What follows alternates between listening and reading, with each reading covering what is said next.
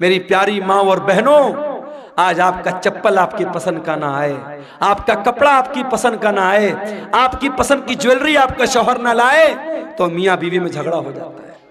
बीवी कह देती है, अरे जाइए, आपके साथ तो शादी करके मैं फंस गई, शादी करके फंस गई आपके साथ, आप तो कभी मेरी पसंद का सामान नहीं लाते हैं। आज शौहर अपना दिल और कलेजा निकाल के रख दे, तब भी बीवी खुश नहीं होने वाली। वो एक लतीफा है ना कि एक मौलवी साहब थे, बहुत अच्छी तकरीर करते थे, बहुत पब्लिक उनकी बड़ी इज्जत करती थी, बड़ा लोग एहतराम करते थे, और घर में जो उनकी घरवाली थी वो उनकी इज्जत ही नहीं करती थी, उनको मानती नहीं थी। तो एक दिन उनकी घरवाली ने कहा, अरे सुनते हो, रात मैंने ख्वाब देखा एक बुजुर्ग हवा में उड़ रहे हैं, एक बुजुर्ग को देखा मैंने कि हवा में उड़ रहे हैं। मैं तो देख के बड़ी अचंभित हो गई, हैरान हो गई। तो मौलवी साहब ने कहा कि अरे पागल, वो बुजुर्ग मैं था जिसको तुमने हवा में उड़ते हुए देखा था। कहा अच्छा आप थे, इसीलिए थोड़ा टेढ़ा टेढ़ा उड़ रहे थे, सीधा नहीं उड़ रहे थे। तो बीवी कभी शौहर की तारीफ करने को तैयार नहीं होती है, ये मिजाज होता है मेरे भाइयों बीवियों का। लेकिन आप देखिए नबी की बीवियों ने कैसी जिंदगी गुजारी। नबी ने अपनी बीवियों को कोई लग्जरी लाइफ नहीं दी, कोई शानदार घर नहीं है, कोई शानदार कपड़ा नहीं है, कोई शानदार फर्नीचर नहीं है। नबी की हयात का आखिरी दिन है और नबी के घर में जो चिराग जल रहा है, चिराग की बत्ती का तेल भी उधार मांग के लाया गया है। सोमवार का दिन आता है, नबी अकरम की जिंदगी का आखिरी दिन है।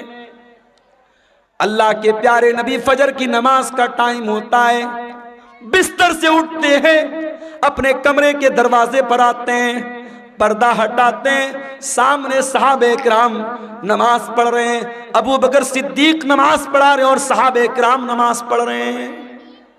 ये मंजर देख करके अल्लाह के नबी बहुत खुश होते हैं और आपके चेहरे पर मुस्कुराहट आ जाती है। आप जब मुस्कुराने लगते हैं तो सहाबे किराम नमाज की हालत में अपने नबी की मुस्कुराहट को महसूस कर लेते हैं। सहाबे किराम समझ जाते हैं कि अल्लाह के नबी अपने कमरे के दरवाजे पर आए हैं। सहाबे किराम ताली बजाने लगते हैं, लुकमा देने लगते हैं हजरत अबू बकर सिद्दीक को कि जल्दी से पीछे चले आओ, अल्लाह के नबी आ चुके हैं। लेकिन जब अल्लाह के नबी ने महसूस किया कि सहाबे किराम चाहते कि मैं इमामत कराऊं, तो आपने इशारा किया कि नमाज पूरी करो, और उसके बाद आपने पर्दा गिरा दिया। ये आखिरी नजर थी, सहाबा कहते हैं आखिरी दीदार था जो हमने अपने नबी का किया था। फजर का टाइम खत्म हुआ, चाश्त का टाइम शुरू हुआ, सूरज आसमान की तरफ बुलंद होने लगा। जैसे जैसे सूरज बुलंद हो रहा है, चाश्त का टाइम हो रहा है, मोहम्मद रसूलुल्लाह की तकलीफ बढ़ रही है मेरे भाई। आपने अपनी बेटी हजरत फातिमा को बुलवाया। हजरत फातिमा ने आकर के अपने बाप को तकलीफ में देखा, फरमाया वाह करबा अबता, हाय मेरे अब्बा जान की तकलीफ। आपने फरमाया लईसा अला अबी की करबुन बादल यौम, ऐ मेरी बेटी फातिमा, आज के बाद तेरे बाप के ऊपर कोई तकलीफ आने वाली नहीं है, आज तेरे बाप की जिंदगी का आखिरी दिन है। एहसास हो गया था कि आज आखिरी दिन है मेरा। फिर आपने हजरत फातिमा के कान में कहा, ऐ फातिमा, मैं बहुत जल्द दुनिया से जाने वाला हूं, मैं छोड़ करके तुमको दुनिया से जाने वाला हूं, तेरा बाप तुझसे जुदा होने वाला है। ये सुन करके हजरत फातिमा की आंखों से आंसू आ गए। फिर आपने उनके कान में फरमाया, ऐ फातिमा, मेरे अहले बैत में, मेरे घर वालों में सबसे पहले तुम मुझसे मिलोगी, तुम्हारा इंतकाल सबसे पहले होगा, और ऐ फातिमा, तुम तमाम जन्नती औरतों की सरदार बनोगी। जब हजरत फातिमा ने यह सुना, उनके चेहरे पर मुस्कुराहट आ गई। आपने हसन और हुसैन को बुलाया, उनकी पेशानी को चूमा और लोगों से कहा कि मेरे ये नवासे हैं, इनका ख्याल करना, इनके हुकूक का ख्याल करना, इनके साथ कोई जुल्म न होने पाए। फिर आपने अपनी बीवियों को बुलवाया, तमाम बीवियां इकट्ठा हो गई। आपने उनको वाजो नसीहत की, उनको समझाया, उनको अच्छी अच्छी बातें बताई। उसके बाद आपने ये भी फरमाया, दो चीजों की आपने वसीयत की। उस बेचैनी की आलम में जब आपकी जबान से अल्फाज भी सही तरीके से नहीं निकल लेते, आपने फरमाया अस्सलात अस्सलात व मा मलकत ईमानुकुम, ओ लोगो नमाज की पाबंदी करते रहना, नमाज का ख्याल करते रहना और अपने गुलामों का, अपने नौकरों का, अपने मातहतों का ख्याल करना। नमाज की पाबंदी करना और अपने अंडर में काम करने वाले अपने नौकरों, अपने खादिमों का खास ख्याल रखना। हजरत अब्दुर्रहमान इब्न अबू बकर मिसवाक लेकर के आए, नबी की नजर मिसवाक पर पड़ गई। आपने हजरत आयशा को इशारा किया कि मैं भी मिसवाक करना चाहता हूं। हजरत आयशा ने अपने भाई से मिसवाक ली और मिसवाक को अपने दांतों से नरम किया और वो मिसवाक अल्लाह के नबी को दे दी। अल्लाह के प्यारे नबी ने अपनी वफात से कुछ देर पहले मिसवाक किया। उलमा कहते हैं अगर किसी को अंदाजा हो जाए कि मेरा इंतकाल होने वाला है, मेरी मौत होने वाली है, आखिरी टाइम में मिसवाक करना भी अल्लाह के नबी की सुन्नत है। उसके बाद आपने वहीं पर एक प्याले में पानी रखा हुआ था। आपको अपने ऊपर मौत की सख्तियां महसूस हुई। क्या बात है, क्यों उठ रहे हैं आप? हैं? बारिश हो रही है? चंदा के लिए मेरे भाइयों, इलाका इतना पिछड़ा हुआ है।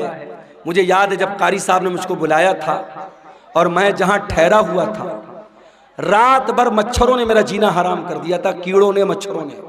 मुझे घसिया घाट का इलाका कभी भूलता नहीं है और मैंने कहा था कि इतना पिछड़ा इलाका बहुत कम देखने को मिलता। अब तो माशाअल्लाह रास्ते वास्ते भी बन गए, कुछ तरक्की हुई है।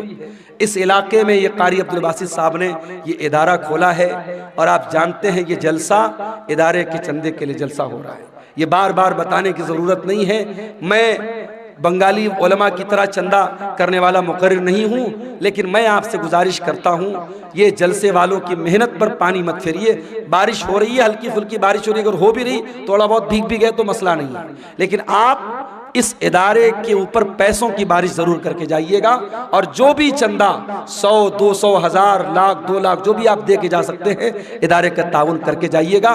खुसूसी तौर पर ये मेरी आपसे गुजारिश है, इदारा आपके ताउन का मोहताज है। इलाका आप देख रहे हैं, इदारे की जरूरत आप देख रहे हैं। मैं रसूल की वफात का वाकया बयान कर रहा हूँ, थोड़ी देर और आपके सब्र का इम्तिहान लेता हूँ, फिर मैं आपसे इजाजत दे लूंगा। अल्लाह के नबी का आखिरी टाइम है मेरे भाई, और मौत की शिद्दत आप महसूस कर रहे हैं। आपने मौत की उस शिद्दत में अपने चेहरे पर पानी डाला और आपने कहा अल्लाहुम्मा इन्नी अला सकरातिल मौत, आय अल्लाह मेरी मदद कर, मौत की सख्तियों पर मेरी मदद कर। हजरत आयशा कहती हैं कि नबी के ऊपर जब मैंने मौत की सख्ती को देख लिया, उस वक्त तक मैं मौत की सख्ती को बुरा समझती थी, मगर जब अपने नबी के ऊपर मैंने मौत की सख्ती को देखा तो मैं समझ गई कि मौत की सख्ती बरहक है और मौत की सख्ती किसी के ऊपर भी आ सकती है। फिर आपने आसमान की तरफ हाथ उठाया, आपने फरमाया मार रफीक़िल आला, आय अल्लाह मुझे सबसे बेहतरीन लोगों की सोबत अता फरमा, मअल्लज़ीना अनअमता अलैहिम मिनन नबिय्यीन वस्सिद्दीक़ीन वश्शुहदाई वस्सालिहीन। आय अल्लाह अपने नबियों के साथ मुझे उठाना, अपने सिद्दीक़ीन के साथ मुझे उठाना, अपने नेक बंदों के साथ उठाना। इतना कहने के क्या कीड़े मकोड़े भी जो है ना अपने नबियों के साथ है, अल्लाह ताला मुझको उठाना। और यही पढ़ते हुए अल्लाह के नबी ने अपने हाथ उठाए और आपके हाथ जमीन पर गिर गए और आपकी रूह आपके बदन से निकल गई और अल्लाह के आखिरी नबी भी अल्लाह को प्यारे हो गए। इन्ना लिल्लाहि व इन्ना इलैहि राजिऊन। ये मंजर था अल्लाह के नबी की वफात का। और जब आपकी वफात हो गई, सहाबे किराम पर जो बीती थी मेरे भाइयों, वो बयान के बाहर थी। हजरत फातिमा ने कहा या अबता मन जन्नतुल फिरदौसी मावा, या अबता इला जिब्रील नना। ऐ मेरे अब्बा जान, हम आपकी मौत की खबर जिब्रील अमीन को दे रहे हैं। ऐ अब्बा जान, आपका ठिकाना जन्नतुल फिरदौस है। या बता अजाब रब्बंदा, ऐ अब्बा जान आपने अपने रब की दावत को कबूल कर लिया, अपने रब के पास चले गए। ये नबी की वफात का मंजर था मेरे भाई। नबी के इंतकाल के बाद आपकी जनाजे की नमाज भी हुई, मगर किसी एक इमाम की इक्तदा में नहीं हुई। लोग आते गए, पढ़ते चले गए। पहले मर्दों ने पढ़ी, फिर औरतों ने पढ़ी, फिर बच्चों ने पढ़ी। एक एक करके, दो दो करके, तीन तीन करके लोग आते थे, पढ़ते थे, चले जाते थे। किसी इमाम के पीछे आपकी जनाजे की नमाज नहीं हुई। और जब नबी को दफनाया गया तो हजरत फातिमा ने कहा था हजरत अनस से, अताबत अनफुसकुम अन तहसू अला रसूलिल्लाह सल्लल्लाहु अलैहि वसल्लम तुराब। ऐ अनस, तुम्हारे दिल ने गवारा कैसे किया कि तुमने नबी के ऊपर मिट्टी डाली थी। नबी के ऊपर मिट्टी डालना और नबी को मिट्टी में उतारना, कब्र में उतारना, कैसे तुमने गवारा कर लिया। मगर मेरे भाइयों, ये अल्लाह का कानून था, ये अल्लाह का दस्तूर था, ये अल्लाह का हुक्म था, और सहाबे किराम ने इस पर अमल किया और प्यारे नबी को भी कब्र में उतारा गया और आपको भी कब्र में दफनाया गया। तो मौत तो सबको आनी है मेरे भाई। कुल्लु नफ्सिन ज़ाइक़तुल मौत, सूरह आले इमरान की आयत नंबर 185 में पहली बात अल्लाह ने यही बयान की।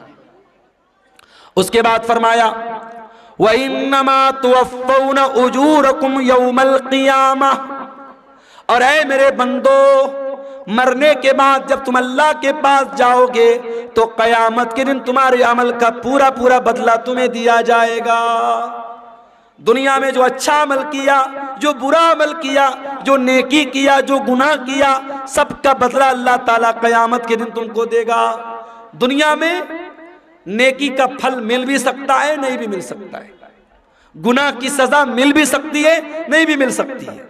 मगर नेकी और गुनाह की असल जो उसकी जजा है, जो सजा है, वो आखिरत में मिलेगी। दुनिया दारुल अमल है, आखिरत दारुल जजा है। यहाँ अमल करोगे, यहाँ बदला मिल भी सकता है, नहीं भी मिल सकता है, लेकिन वहां बदला मिलेगा।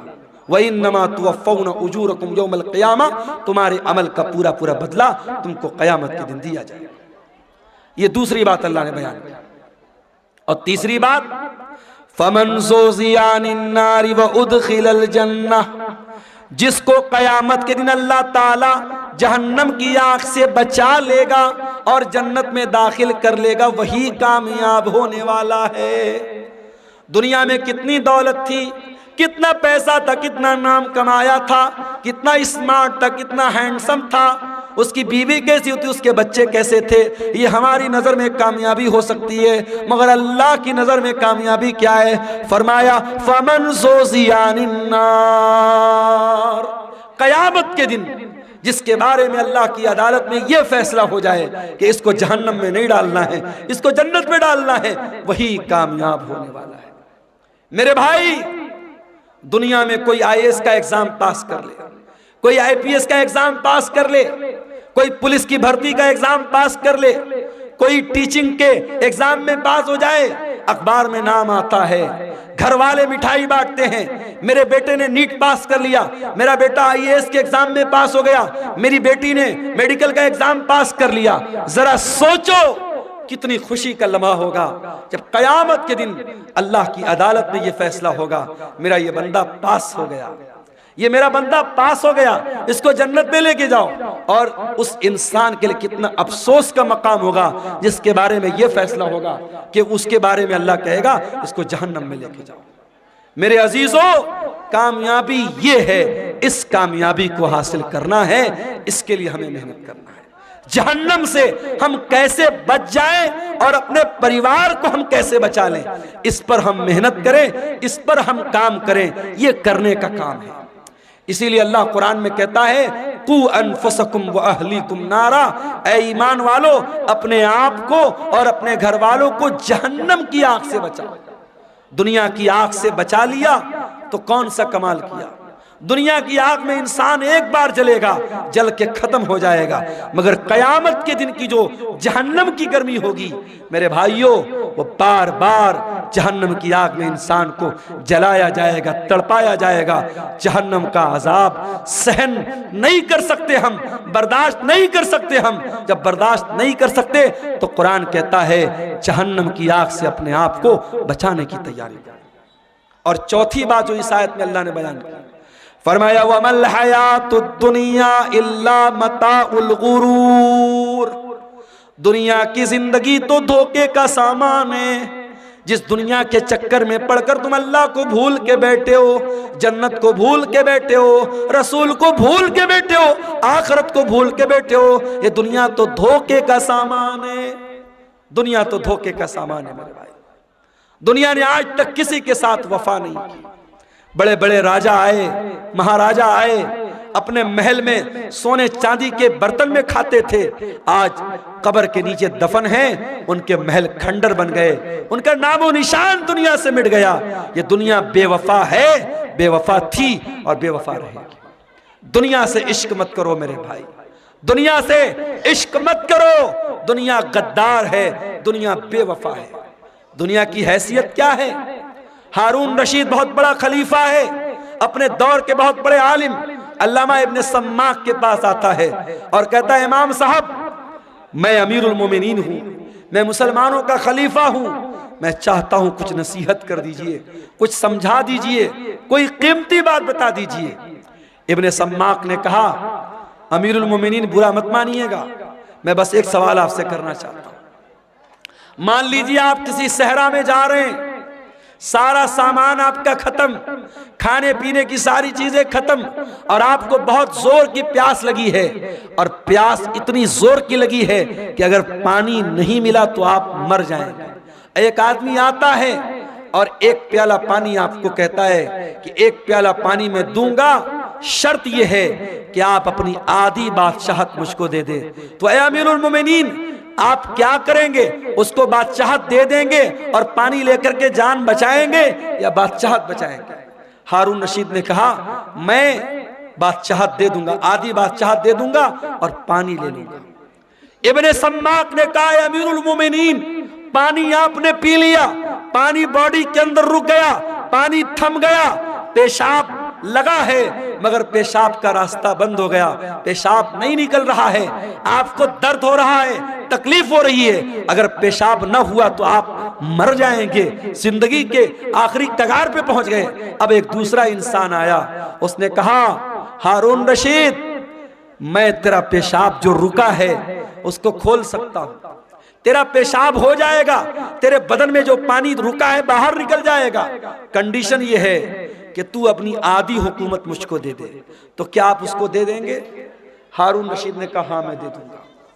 हारून रशीद ने कहा, हाँ मैं दे दूंगा। इब्ने सम्माक ने कहा, अमीरुल मोमिनीन, बस यही पैगाम है, इस बादशाहत पे गुरूर मत कीजिएगा, इस सल्तनत पर धोखा मत खाइएगा। इस सल्तनत की औकात एक प्याला पानी और पेशाब के चंद कतरे है, इससे ज्यादा इस हुकूमत की हैसियत नहीं है, इस बादशाहत की हैसियत नहीं है। मेरे अजीजों, आज बहुत सारे लोग हमारे बीच में हैं, कल नहीं होंगे। आज अपने पैसे पर आपको गुरूर है तो कान खोल के सुन लो, आपसे ज्यादा पैसा कारून के पास था। अगर आप गांव के प्रधान हैं, आप इलाके के मिनिस्टर हैं, अपने इलाके की बड़ी हस्ती हैं और आपको बड़ा नाज है कि साहब मेरा बड़ा नाम है, मेरी बड़ी शान और शौकत है, आपसे ज्यादा शान और शौकत फिरौन की थी, आपसे बड़ी बादशाहत नमरूद के पास थी, न नमरूद की बादशाहत उसके काम आई, न फिरौन की सल्तनत उसके काम आई, न कारून की दौलत उसके काम आई, न कौम आद की ताकत उसके काम आई, न कौम समूद का पावर उसके काम आया। मेरे प्यारे साथियों, अगर काम आने वाली कोई चीज है, अल्लाह का दीन काम आएगा, आपके नेक अमल आपके काम आएंगे, ईमान आपके काम आएगा, आपका अकीदा आपके काम आएगा। मेरे अजीजों, सूरह आले इमरान की आयत में 4 सबक हमें मिले। पहला सबक, मरना है, कुल्लु नफ्सिन ज़ाइक़तुल मौत, हर नफ्स को मौत का मजा चखना है। ये मदरसे वाले चंदे के लिए आपसे अपील कर रहे हैं, और आप इतने भी गरीब नहीं हैं 150 आप न दे सके, मगर आज नहीं दे रहे हैं, और जब मर जाएंगे तो बेटा क्या करेगा? जिंदगी में कभी बाप की तरफ से सदका नहीं किया, कभी बाप ने खुद सदका नहीं किया, मर गया तो बेटा क्या कर रहा है? बाप की तरफ से मदरसा बनवा रहा है, बाप की तरफ से ट्यूबवेल लगवा रहा है, माँ की तरफ से मस्जिद में कुरान दे रहा है। अरे जिंदगी में माँ बाप की कदर करो और जिंदगी में सदका खैरात किया करो। अल्लाह के नबी से पूछा गया, सबसे अफजल सदका कौन सा है? सबसे बेहतरीन सदका कौन सा है? आपने फरमाया अंत सद्दका व अंत सहीहुन शहीहुन तक्शल फक्रा व तअमलुल गिना। सबसे बेहतरीन सदका ये है, तंदुरुस्ती की हालत है, माल की मोहब्बत है, पैसा बहुत है, माल की मोहब्बत है, तंदुरुस्ती है और डर है कि पैसा खत्म ना हो जाए और पैसा आने की उम्मीद है। ऐसी सिचुएशन में जो सदका किया जाए वो सबसे बेहतरीन सदका है। मेरे अजीजों, सदका खैरात करने के लिए, नेकी के काम में हिस्सा लेने के लिए मौत का इंतजार मत करो। मौत आएगी और पल भर में आपका फैसला कर देगी। मौत आपका काम तमाम कर देगी। इसलिए मेरे अजीजों, कुरान क्या कह रहा है? या अय्युहल्लज़ीना आमनू ला तुल्हिकुम अमवालुकुम वला औलादुकुम अन ज़िक्रिल्लाह। ऐ ईमान वालो, तुम्हारा माल और तुम्हारी औलाद तुमको अल्लाह के जिक्र से गाफिल न कर दे। माल के चक्कर में कहीं अल्लाह को भूल न जाना, औलाद के चक्कर में कहीं अल्लाह को भूल न जाना। वमन यफ़अल ज़ालिका फ़उलाइका हुमुल खासिरून। और जो ऐसा करेगा बहुत नुकसान उठाएगा। व अनफ़िक़ू मिम्मा रज़क़नाकुम मिन क़ब्ल अन यातिया अहदकुमुल मौत। और ऐ ईमान वालो, हमने जो रोजी दी है उसमें से खर्च करो इसके पहले कि मौत आ जाए। फ़यक़ूल रब्बि लौला अख़रतनी इला अजलिन क़रीबिन फ़अस्सद्दक़ व अकुन मिनस्सालिहीन।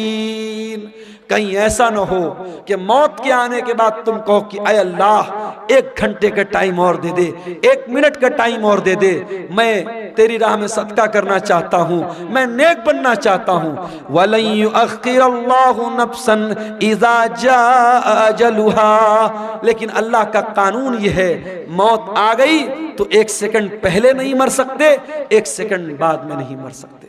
मुझे बहुत अच्छी तरीके से याद है 10 अक्टूबर 2020 की वो शाम, 10 अक्टूबर 2020 की वो रात जब मेरी माँ का इंतकाल हुआ था और मैं बनारस के अपने घर के बहुत करीब के हॉस्पिटल में माँ को लेके जा रहा था।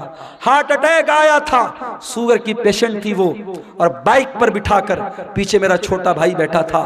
और हॉस्पिटल के कैंपस के अंदर जैसे ही हम दाखिल हुए थे, माँ का जिस्म बेजान होके बाइक से नीचे गिरा था। और जब हम लोगों ने सारे भाई वहां पहुंच चुके थे, और जब माँ को उठा करके हम लोग आईसीयू में लेके जा रहे थे, तो नेचुरल बात होती है, मरने के बाद इंसान की बॉडी का वजन बढ़ जाता है। वजन से अंदाजा लग गया कि अब रूह निकल चुकी है, अब मौत आ चुकी है।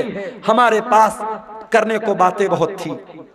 हम लोग कह सकते थे 5 मिनट पहले लाए होते, डॉक्टर ने देखा होता, ये हुआ होता, वो हुआ होता। ये सब बहाने अपनी जगह, कुरान की ये आयत अपनी जगह। वलन युअख्खिरल्लाहु नफ्सन इज़ा जाअ अजलुहा। मौत तो अपने वक्त पर आती है मेरे भाई।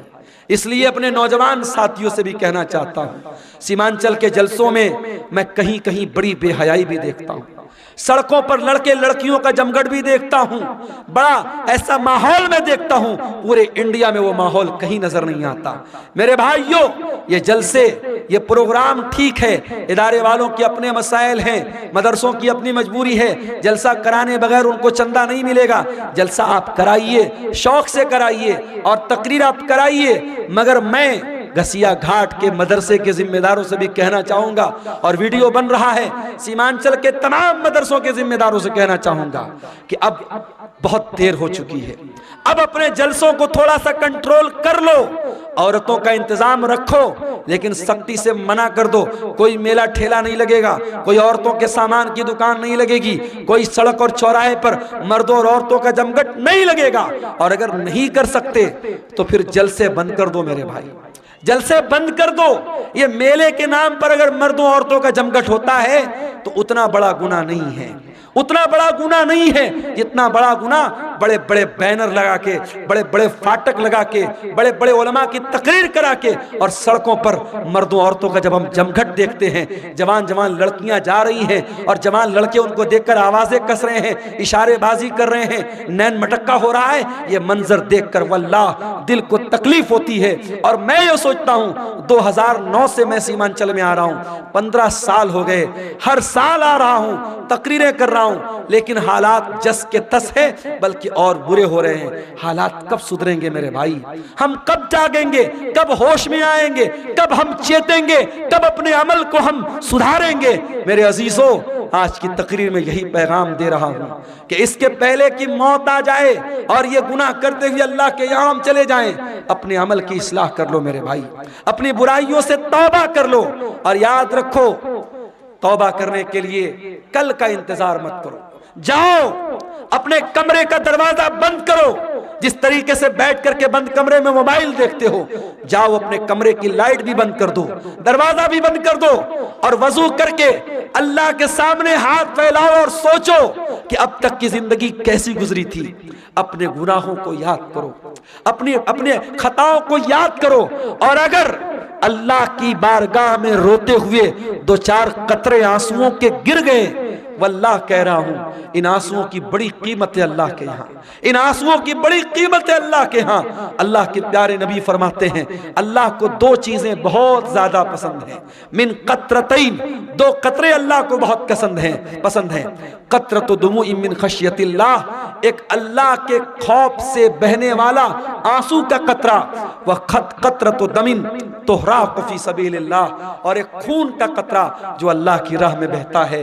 मेरे अजीजों, तौबा कर लो, जवानी में तौबा कर लो, अपनी ताकत के दौर में तौबा कर लो। कल बुढ़ापे में तौबा करने का कोई मतलब नहीं होगा। दर जवानी तौबा करदन शेवे पैगंबरी, वक्त पीरी गुर्गे जालिम मी शवत परहेजगार। जवानी में तौबा करो, ये नबियों का तरीका है। बुढ़ापे में तो भेड़िया भी शरीफ बन जाता है, जब मुंह में दांत नहीं, पेट में आंत नहीं, शरीफ बन गए तो कौन सा कमाल किया। ये रात का टाइम है मेरे भाई, ये बड़ा सुहाना वक्त है, बड़ी बरकत वाला वक्त है। इस वक्त हम अल्लाह ताला से अगर तौबा करेंगे, अल्लाह से रुजू करेंगे, मुझे यकीन है अल्लाह जरूर हमारी तौबा को कबूल करेगा। और जब सच्ची तौबा कर लो तो अब तक जो गुनाह का काम करते थे उस गुनाह से बाज आ जाओ, उस गुनाह को छोड़ दो। अगर मोबाइल का गलत इस्तेमाल करते थे, यहीं से तौबा कर लो, नहीं करेंगे। अगर ज़िनाकारी और बदकारी में मुलव्विस थे, अगर इग़लामबाजी में मुलव्विस थे, अगर हराम का कोई कारोबार करते थे, अगर आज मैं भी आ रहा था, रास्ते में हमारी कार के ड्राइवर ने कहा, रास्ते में कई जगह गैर मुस्लिमों का की बस्ती गुजरी, ड्राइवर ने कहा मौलाना साहब एक बात बोलूँ आपको। मैंने कहा बताओ। कहने लगा कि बिहार में और ख़ास तौर से हमारे इस इलाके में आज के दिन हमारे बहुत सारे गैर मुस्लिम बहुत जुआ खेलते हैं, और उनका ये मानना है, गैर मुस्लिम भाइयों का ये मानना है कि दिवाली की रात जो जुआ खेलेगा और जीत जाएगा वो साल भर हमेशा जीतेगा, वो कभी हारेगा नहीं। ये मान्यता है उनकी। और एक दिन पहले भी धनतेरस का त्योहार था, आपने देखा होगा मार्केट में बड़ी भीड़ लगी थी, बड़ी भीड़ लगी थी। धनतेरस वाले दिन हमारे गैर मुस्लिम भाइयों का ये मानना है कि कुछ न कुछ सामान उनको खरीदना है, चाहे झाड़ू ही खरीदेंगे मगर खरीदेंगे। और आज अभी हम लोग चाय पीने के लिए रास्ते में रुके तो एक साहब ने बताया कि दुकानदार फोन पे नहीं ले रहा, वो कैश चाहिए उसको। उसने कहा हम फोन पे से पेमेंट नहीं लेंगे, आज के दिन हम कैश लेते हैं, हम फोन पे नहीं लेते हैं। तो ये हमारे गैर मुस्लिम भाइयों के यहाँ आस्था के नाम पे बहुत सारी चीजें अंधविश्वास हैं जो धीरे धीरे हमारे यहाँ भी आ रहा है। मेरे भाइयों, अंधविश्वास से बचो। और जुआ खेलना हमेशा हराम है इस्लाम में। गैर मुस्लिम भाइयों के एक त्यौहार पे खेल रहे हैं, मगर हमारे मजहब में किसी त्यौहार पे खेलना या किसी त्यौहार पे शराब पीना जायज नहीं है। शराब साल के 360 दिन हराम है, जुआ साल के 360 दिन हराम है। तो सूरह आले इमरान की इस आयत की रोशनी में चंद बातें मैंने रखी हैं, और मैं अपने आप को बड़ा खुशनसीब समझता हूँ कि कारी अब्दुल बासित साहब, बड़ी मीठी आवाज़ थी उनकी, बड़ी मोहब्बत से बोलते थे। आज उनके बच्चों ने अल्हम्दुलिल्लाह अपने बाप की वरासत को संभाला है, मदरसे को चला रहे हैं। हमारी जिम्मेदारी बनती है, इलाके का पुराना इदारा है, और एक बुजुर्ग ने उसको जिंदगी भर सींचा है, आज वो हमारे बीच में नहीं है, उनके बच्चे चला रहे हैं। हम इस इदारे को हम इसका ताउन करें। अल्लाह ताला हम सबको इसकी तौफीक अता फरमाए। हमारे यूट्यूबर भाई जो यहाँ आए हुए हैं, हर जगह ये भीड़ के छत्ता की तरह माइक को घेरे रहते हैं, आप हजरात से भी खुसूसी गुजारिश है, इदारे का ताउन करके खुसूसी आप जाएं, जो भी आपसे हो